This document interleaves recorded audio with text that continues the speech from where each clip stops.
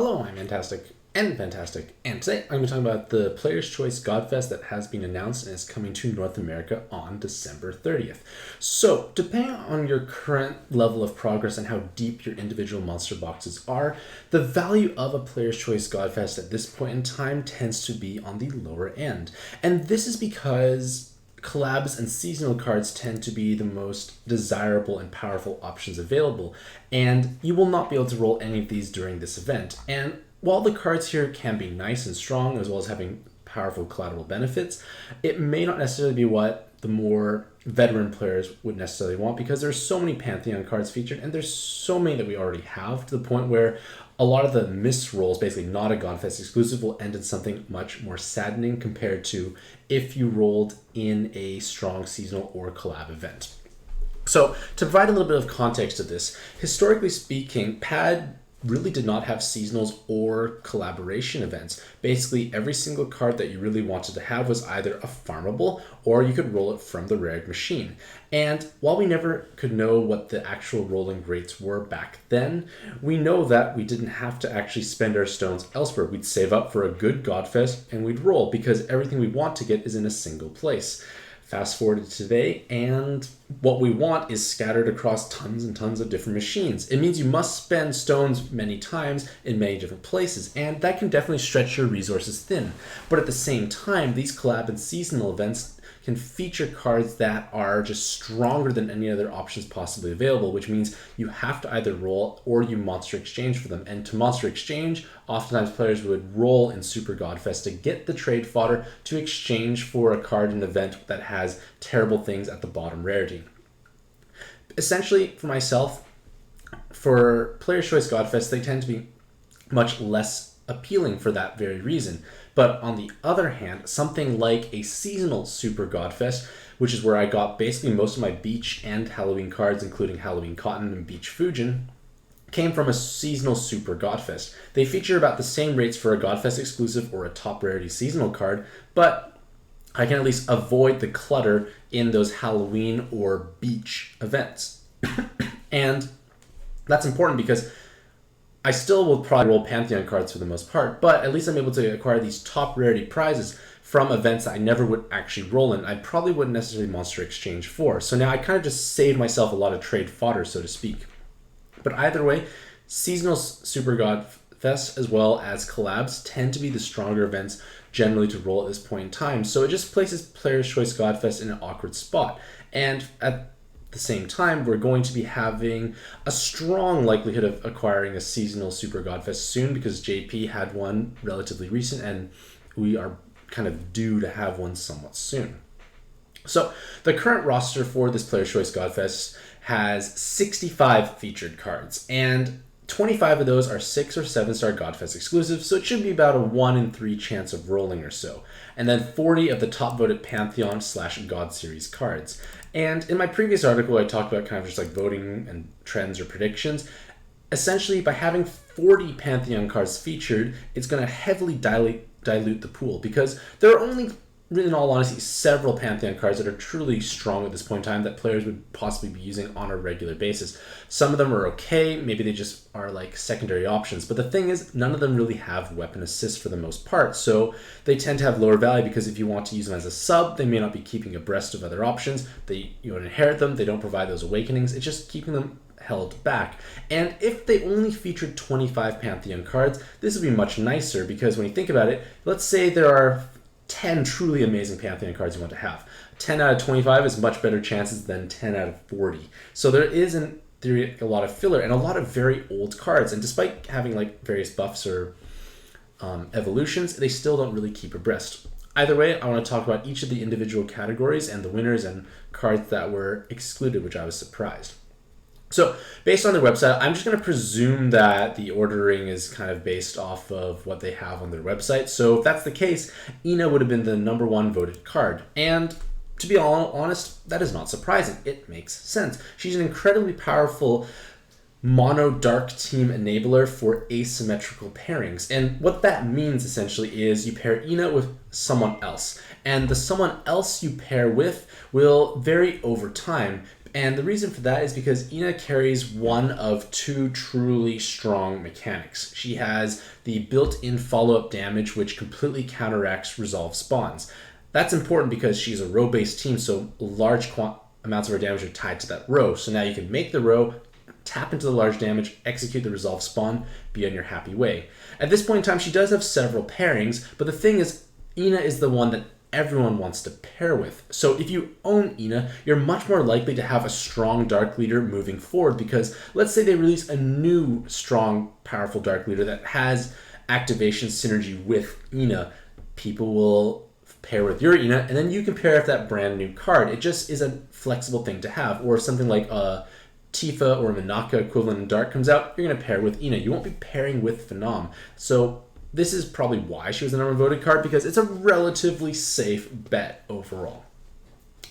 Conversely, like, the other cards voted in are, for the most part, the newer 7-star Godfest exclusives, and the only major exception is Sriracha. I may be pronouncing wrong, but they're the only newer 7-star Godfest exclusive that was not voted in, which actually surprised me, because it's my presumption that people are going to vote for what they don't actually own.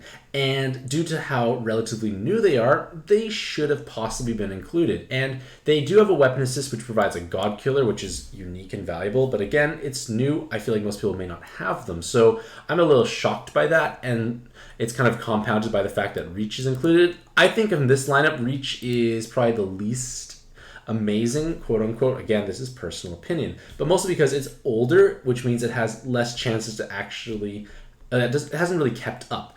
As if you're looking for a Fujin style active skill, you have to actually utilize it on a rainbow team to tap into the skill charge. Otherwise it's 30 turns, which is much less manageable. And if you're going to make their weapon assist, they provide full bind immunity and a single TPA. And yes, it is a longer cooldown, but we have so many more options for full bind immunity, which means that it's just nowhere near as unique and exciting. Whereas God Killer weapon assist is so much more unique and exciting. But again, it could be a transitional leader or just a transitional sub. Maybe it's because they were one of the first ones released. People think that it's super powerful still. Who knows? Either way, if I get a 7-star Godfest exclusive, if I were to roll, I'll still be happy, because at the end of the day, it is at least trade fodder. Coming to the 6-star Godfest exclusive category, Fenrir Viz being number one, again, is not surprising. At this point in time, they are one of the more powerful subs available, because they have Cloud Resist, they have a valuable one-turn cooldown, which is universally beneficial in current endgame content. And even though it does provide one turn of Jammer's Skyfalls, which sounds counterintuitive, it's actually powerful, because in things like Alt Arena 3, there is a 50% chance you'll encounter something that provides 15 turns of Poison Orb Skyfall debuff to you. And if you don't clear that away, for the most part, most teams die. And that's obviously not a pleasant thing. But Fenrir Viz, with his one-turn active skill, can easily have it ready at basically any time, overwrite that Poison Skyfall debuff with a single turn of Jammers, and you don't have to deal with all that poison orbs that could be falling down. It's just a great solution. And you also can inherit something else on top of him, most likely an active skill you actually want to use. Oftentimes I'm in dungeons and I'm thinking, well, I wish I could bring inherits where I actually bring an active skill I would want to use. In the case of Fenrir Viz, you can do so. So it's not surprising that he is possibly the number one voted card. And the only downside I can foresee to him is that if we start releasing new content that does not feature the massive Poison Skyfall debuff, he will lose some of that value, because a lot of the appeal is that one-turn cooldown that is actually relevant. Most one-turn actives tend to be underwhelming, to say the least. Moving beyond Fenrir Viz, I'm a little surprised to see like Red Odin and Morrigu. Red Odin, I guess maybe because of Rao hype, it's a VDP solution, but Morrigu is just, I give +3 combos, and like that's cool, I guess, but you're not a weapon assist. It's really situational where you want to have +3 combos, and I guess in theory it would be the most accessible one you could have, because the other +3 combos come from much higher or rarer to roll cards. But again, this could just simply be a situation where there are 12 6-star Godfest exclusives voted in. There was really not that many super strong ones, so some, I guess, outliers, so to speak, may find their way in. And then finally we come to the 5-star Pantheon, or sorry, it's not 5-star rules, but it's like the Pantheon and God series cards. They could have higher base rarity, I guess, but I always think Pantheons are gold eggs, because you usually don't want them as much. But one bright thing about this Player's Choice Godfest is that Hino was not included in the Player's Choice Godfest, which is kind of revolutionary because he was always included in Player's Choice Godfest, regardless if he was actually a good card or not. And that's because it is just a byproduct of the old voting system where Hino was the default vote. If you didn't really know what was happening, you just pressed buttons, you voted Hino. And he was always included for that reason, which always made me laugh, but then I realized it's a waste of a role. Either way, he is gone, which is cool. But despite the fact that there are 40 cards included here, I was a little surprised that Sun Quan did not make it in, mostly because Sun Quan has full blind immunity. They do have tape resist through their Super Awakenings. They can be a utility-oriented sub for any mono water team, and I thought with the release of Minaka, or Minaka on the horizon, so to speak, when we were voting, may have drummed up a bit more excitement. But again, that's all right. I have plenty of Sun Quans. I don't mind. The other one I thought might be included is Mori Motonori, because instead of buying a Christmas Sonia, you can just use this. Of course, Christmas dungeon monster exchanging doesn't last that long. I don't think they're going to overlap. And you don't know if you're going to actually get him versus you can guarantee the trade for Christmas Sonia. On the other hand, and what makes me happy to see is that the entire Samurai 3 series was actually voted in. And this is great because they are the newer Pantheon cards. They're higher than a 5-star base rarity. So they actually have decent stats and pretty decent awakenings. And they are missing all the different spicier evolution forms. So they have the most room to grow and become more relevant. So the fact that these are kind of like the collateral roles that you don't want to get, in the sense that they're not Godfest exclusives, the fact that you can get something new is beneficial, because if it's the very first time you ever acquire a single card, I think that is useful. Like, I always like to keep at least one copy of every card.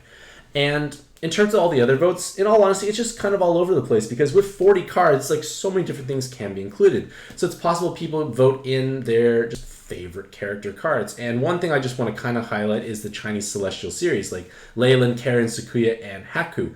They are all voted in, and I feel like it could be just like people like loving these cards that they just want to have, like, complete their Leyland collection. I have a friend in real life who just has a thing for Leyland. He just wants as many as possible. So maybe that's why they're in. Either way, the point is, with 40 possible votes, a lot of like almost fan service things are just included, because Haku, I think, has always been included no matter what, and she has had varying degrees of viability.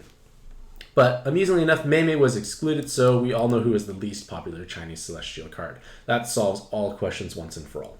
So, to roll or not to roll. For myself, I'm not excited for this event. I have basically all the Pantheon cards except for the Samurai 3 series. And I don't think it's worth rolling in. Like, yes, I could get Godfest exclusive fodder, but I'd rather just save for a seasonal Godfest. There are possibly stronger collabs coming. Like, we know we are getting Kamen Rider, and that has many useful weapon assists. So if I roll and don't get the top rarity, I get a good weapon assist potentially at the bottom. Basically, you have options is the idea. So the thing is, like, you have to decide what is best for you. Like, do you need to have... Like, it's more so, it's like, will you actually benefit from getting all these bottom rarity cards? Will it actually help you out? And if the answer is no, then maybe it's worth skipping. Because I honestly feel that the